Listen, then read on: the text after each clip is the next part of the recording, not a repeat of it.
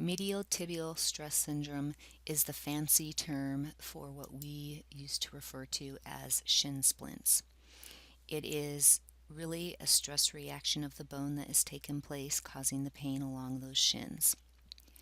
The mechanism of injury includes several things. We can look at training errors, people who have really increased the DIF in a short period of time. We can see this happening in people who change running surfaces.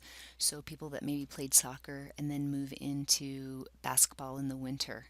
That change from the grass to the court can cause these issues.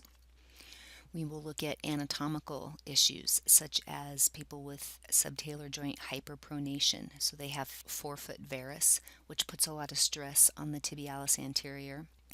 People who have ankle equinos with the knee at about 0 degrees of extension, and then limb length inequities can cause this as well.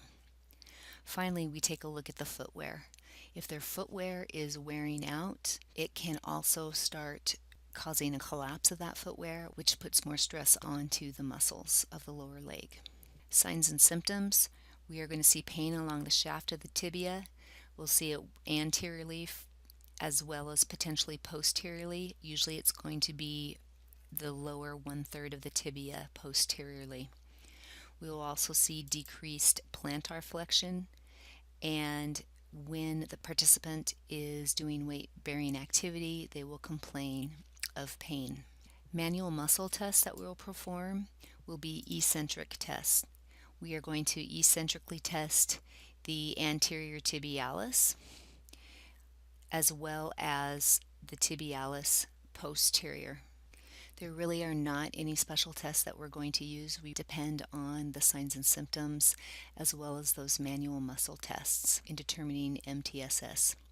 Diagnosis is going to be done clinically. We will try to rule out a stress fracture or compartment syndrome depending on the length of time that they've had the problems. Treatment is an interesting thing. As you can see, there are 3 pictures here of different ways to tape for shin splints. I myself start with a simple arch tape job, and if that works, I don't go any further. Obviously, people like the different colors and are going to try different things.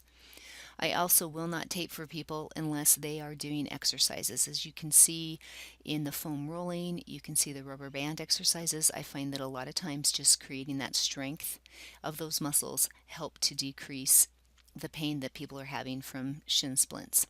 However, let's face it, high school kids love the colors, as do the college kids.